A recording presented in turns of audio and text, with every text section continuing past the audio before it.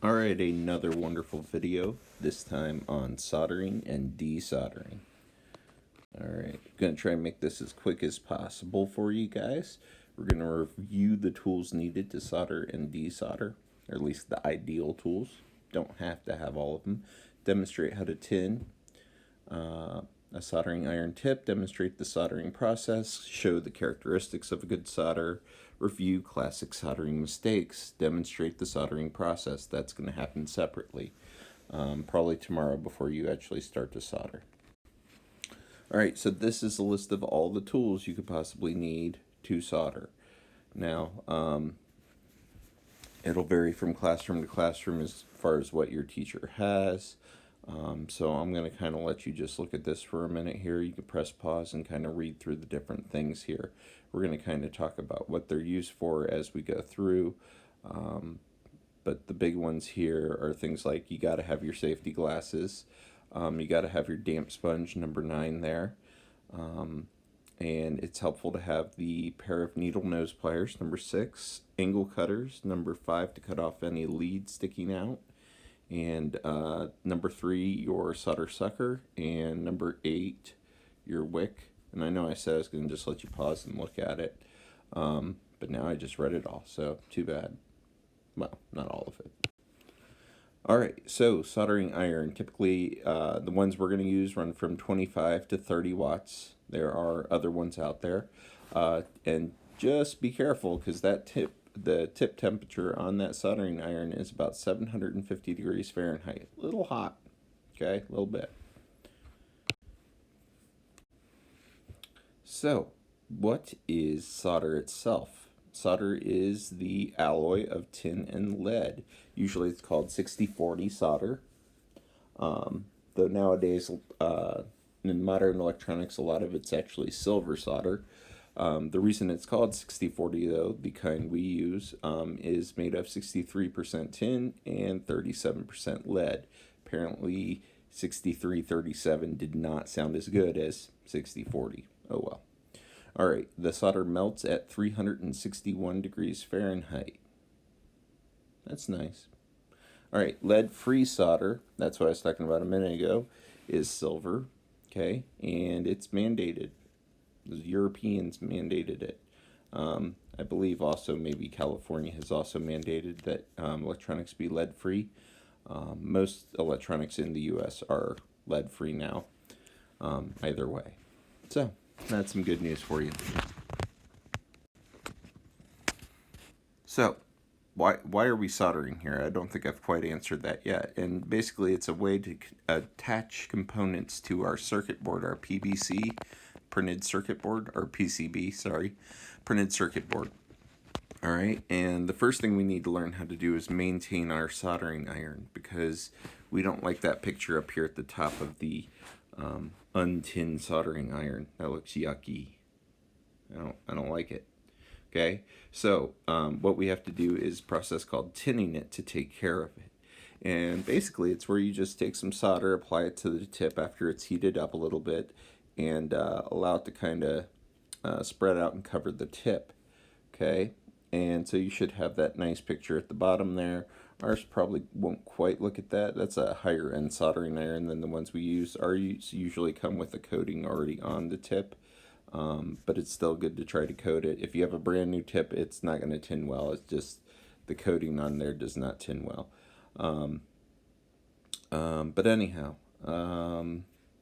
so yeah, you just want to apply it. Usually maybe get a little bit of the excess off by wiping it on the sponge, and then you're good to go. And what this allows for is it allows the heat to actually be conducted better from the soldering iron to the component itself.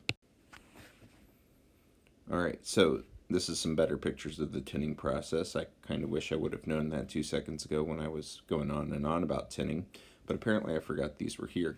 So apply solder to the tip, roll it around on the damp sponge, so you should just have a little bit, like you shouldn't have like a drop hanging off the end. Alright, so soldering process, okay?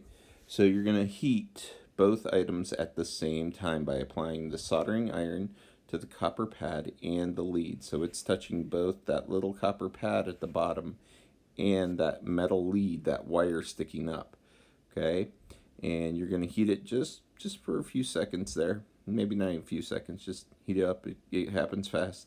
And then you're just going to apply a few millimeters of solder. It's going to be real quick touch. Okay, if you're sitting there just piling it on, no bueno. All right, just a little bit. All right, you can always add more. It's harder to actually remove than it is to add more.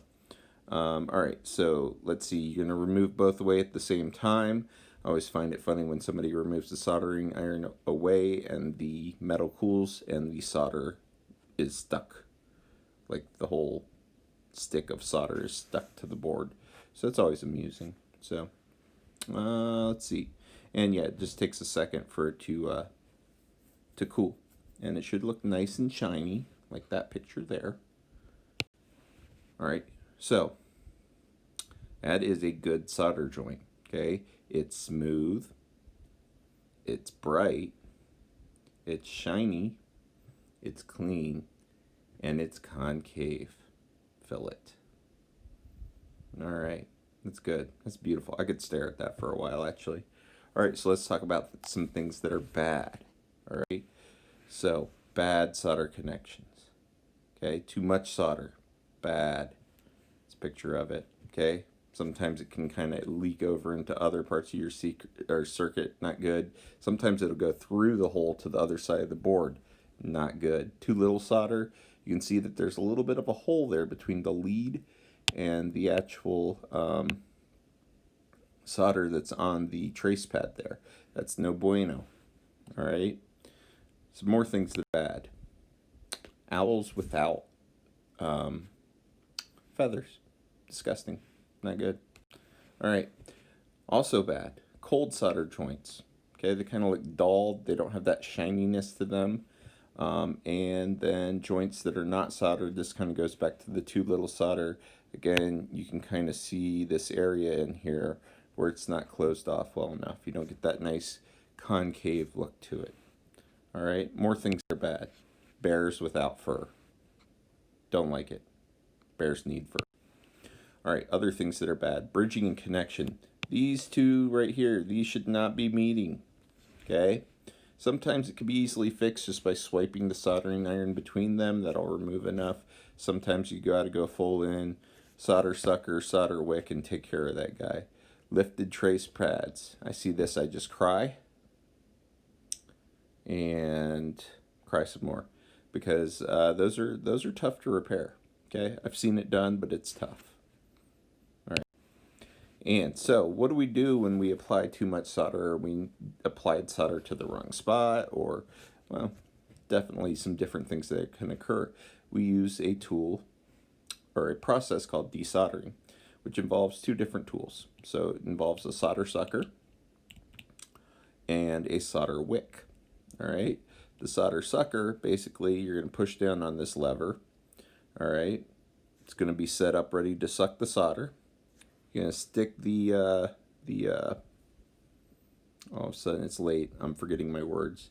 The soldering iron, there you go, in and melt the solder on the board that you want to remove, and you put that solder sucker right up on it while you have it heated, okay, while the soldering iron's there, and you push the button and go, and it just sucks it up in the solder sucker. Important part of this, though, as soon as you suck it up, go ahead and push down the lever and push the solder back out of the tube, because if it cools inside the tube, sometimes it jams it and it won't work again. All right, so make sure you actually expel that from the tube after you have sucked it up. All right, and then hopefully, if that worked by itself, that would be great. Odds are it's going to require a couple of tries, or possibly solder wick, which is actually kind of fun stuff. I don't know, I kind of amused by this, but basically it's this real finely braided copper, and you put it on top of where you want to remove the solder. All right, this is usually after you've solder suckered, so there's just tiny spit on there, and you put this on top of it, and then you push down on top of the wick with the soldering iron, and it'll soak up what's left. Okay, now if that doesn't work, then probably call over your teacher if you're still stuck trying to get that to work. We got some tricks. Basically, it's kind of repeating that process, though. Use the solder sucker, and the solder wick until you get it all off of there. Sometimes also checking both sides of the board might help, because sometimes you didn't realize that you put too much solder on and it went through the board to the other side. Yeah, happens. All right, soldering safety. This is all very important. We have to talk about this. All right, kind of wish I could read this like the at the bottom of an ad where they read real quick like all the legalese. All right. Anyhow, so we got to wear safety glasses when soldering all times. Okay, all individuals. Even if you're not soldering at that moment in time, you're wearing the glasses. Okay. All right. Good. Place soldering irons in the approved holder. You'll all have soldering iron holders. Okay. Put them in there. Okay. Soldering irons are hot and can cause burns. We talked about how they were running at 750 degrees Fahrenheit. It's hot. It's going to hurt. Don't do it. Okay. Place the soldering iron so the cord does not get caught up in your arms or others. Don't make it so somebody else could trip over it. Don't make it so it's something you could like move your arm and whack it off the table. Just got to keep it out of your way. Be very careful with that. All right. Ensure access to proper ventilation. So hopefully, you got the door to the room open. You got maybe the window open. But you got to have proper ventilation. All right. Verify that the type of solder is safe to use in your working environment. Whatever your teacher provides should be safe. It will probably have lead in it. We just need to make sure that we don't touch our face. We shouldn't be touching our face anyhow right now. But, just keep your hands to soldering. When you're done, wash your hands and you'll be good. Don't eat any of the solder. That's a very important thing to keep in mind also here. Ensure access to proper ventilation. We already talked about that. Verify. Okay. Secure the components to be soldered before beginning the soldering process. This is really just more or less so your board doesn't look horrible. It might solder, but you want to make sure they're secured on there. Usually you'll bend the leads out on the back end of it to hold it in place while you're soldering. All right. All right. Provide plenty of workspace. Got to spread out. We should all be 6 feet apart anyhow, so that shouldn't be a problem this year. Use a properly sized point for the soldering job. Most likely in your classroom, you're going to have one size solder point. So that's the one you're using, and it will be perfectly sized. Verify that the tip and the soldering iron has a sharp point and has not been damaged in any way. One thing I usually recommend to my students is, and this has to be done before you plug it in. Okay, once you plug it in, do not try to do this. Don't try to do it with a pair of pliers. Just don't try to do it. And that is before you start using it, before you've plugged it in, before it's hot, tighten the tip down. They screw in there, so tighten it down as much as you can. Okay, this will guarantee that it has good contact to the heating element and will heat up appropriately. That way you don't have to keep resoldering or trying to solder and nothing's happening. The reason, though, why not to use a pair of pliers to tighten it afterwards is because that metal becomes more malleable and you can crack the tip off in the soldering iron, making it junk, and then your teacher will cry. All right? And we don't want that. All right, check those power cords. Make sure there is no melted sections, bare wires showing. Label those cords do not use, and ask the instructor to repair or replace them. Okay? And don't touch the solder when it's hot. It's molten. It's melted. It's hot. Don't touch it. All right. Make sure that the solder stand is long enough to keep your fingers away from the hot iron. And this shouldn't be a problem. Okay? Let's do this. I think we're almost there. All right, tie back long hair and remove or tuck loose clothing in. Okay, if you're going to remove clothing, make sure you go to a different location, say a restroom, changing room of some sort, and you're going to have to replace it with something that is not loose once you've removed that. Okay, tie back that long hair. That's important.